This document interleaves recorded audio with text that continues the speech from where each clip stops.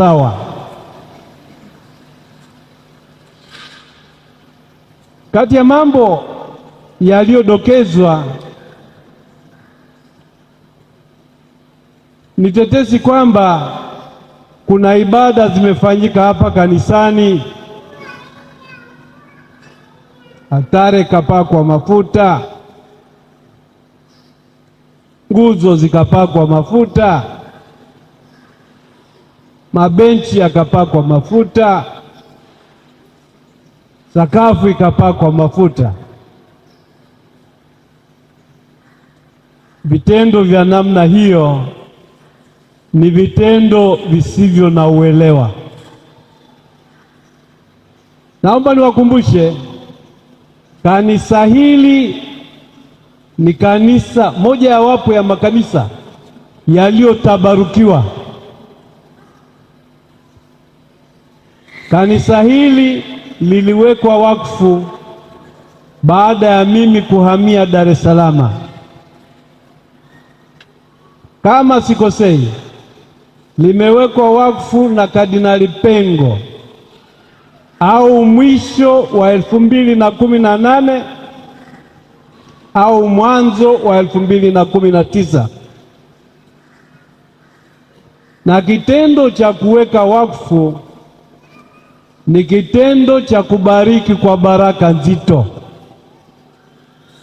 cha kutakatifuza, cha kutenga na kuweka maalum kwa ajili ya maadhimisho matakatifu. Na ishara zinazoonyesha kwamba kanisa hili limetabarukiwa, ukitazama pembeni kule utaona kuna maeneo ambayo ina viangio vya mishumaa. Hayo maeneo yaliyowekwa mishumaa na viango hivyo ni yale yaliyopakwa mafuta ya krisma siku ya kutabaruku kanisa hili. Sambamba na maeneo hayo kupakwa mafuta ya krisma, altare hii imewekwa wakfu kwa sala maalum nzito na kwa kupakwa mafuta matakatifu ya krisma. Kwa hiyo altare hii imewekwa kwa niaba ya Kristo, inamwakilisha Kristo. Kwa hiyo yeyote atakayekuja hapa ajaribu kupaka altare mafuta, kuta, mabenchi na sakafu, anafanya mchezo wa kuigiza, hafanyi kitu chenye maana. Anafanya mchezo wa kuigiza ambao ninyi msipokuwa makini atawarubuni. Kwa hiyo mkiona vinafanyika vitu ambavyo vinaibua maswali, thubutuni kuuliza maswali. Na hata mnaweza mkamuuliza anayefanya hivyo, je, wewe unayefanya haya, askofu amekuruhusu ufanye hayo?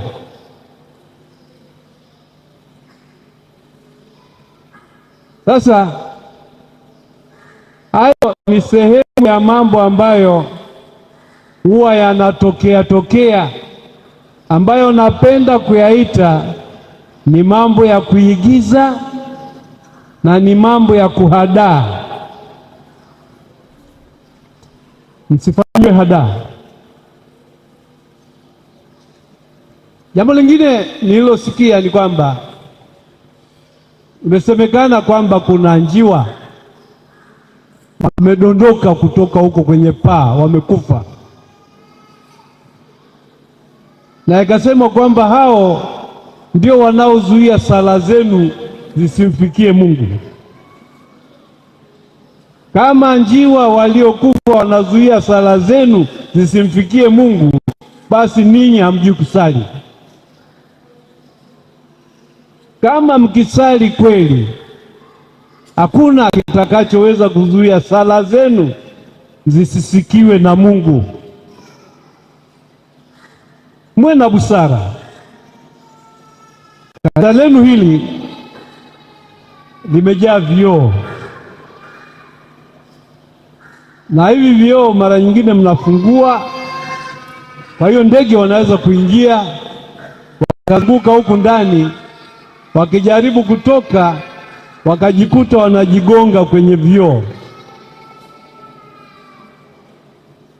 na wakibaki huku kwa muda, hawana chakula, watakufa. Kwa hiyo kufikiri kwamba kuna mtu ameweka njiwa, mijusi au ndege fulani au tai wanaolialia hao, amewaweka huko juu alafu wakakauka wakashuka, ni ujinga. Kuweni watu wenye imani komavu, wenye imani yenye kuelewa, wenye imani yenye msingi, na sio watu wa kupelekeshwa mrama kiholela. Na kusudi hayo yasiendelee kutokea, Padre, naomba uje hapa.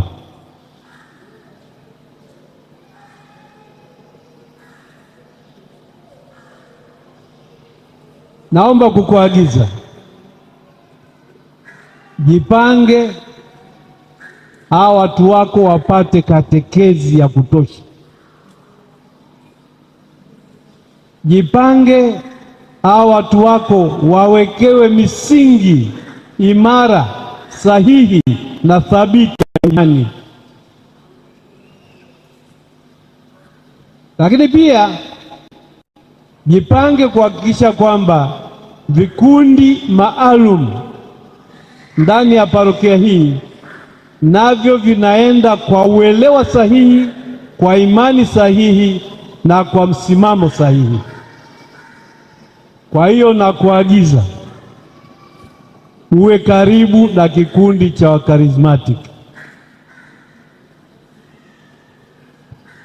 Karismatic ni kikundi kinachokuwepo na kinatambulika ndani ya kanisa. Kwa hiyo mpaka hapo hatupaswi kuwa na mgogoro na Karismatic.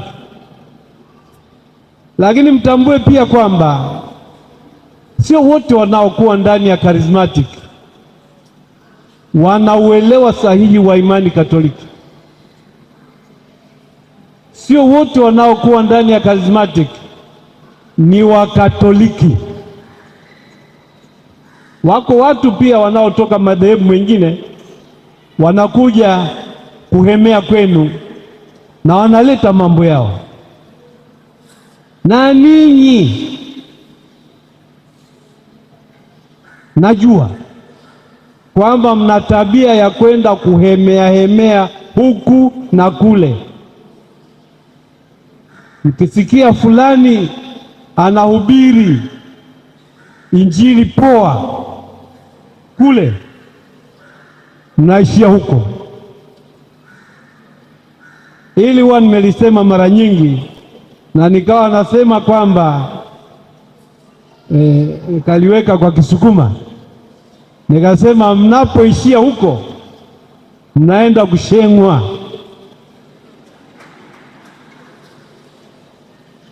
Mnaenda nini? Kushengwa tu. Sasa mwe makini, msikubali kushengwa. Kushengwa ni kukamuliwa.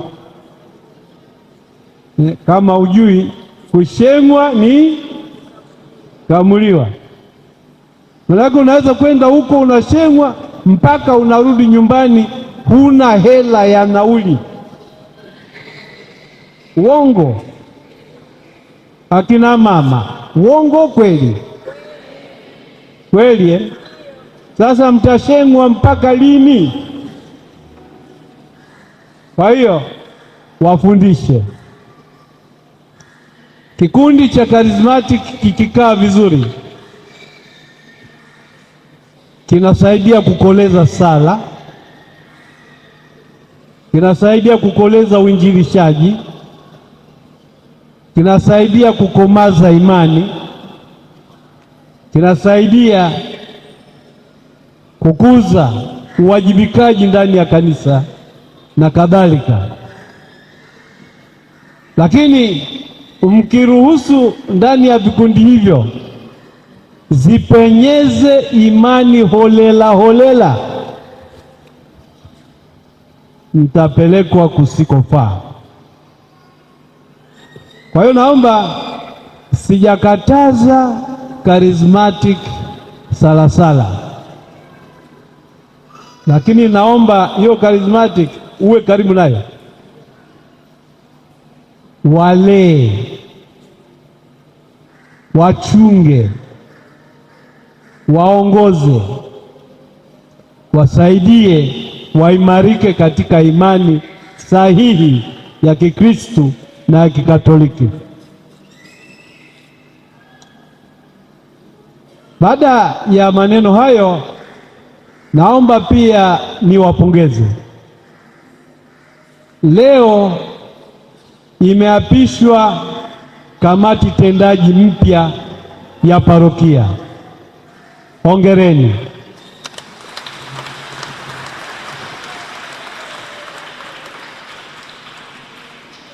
Hii kamati tendaji naamini ni ya watu waelewa, na waomba washirikiane vizuri na mapadre kusudi parokia hii ya Salasala iendelee kusitawi na kuimarika. Nina kila haki ya kutamani na kuamini kwamba Salasala ikijitutumua inaweza ikawa ni parokia ya mfano katika jimbo kuu la Dar es Salaam.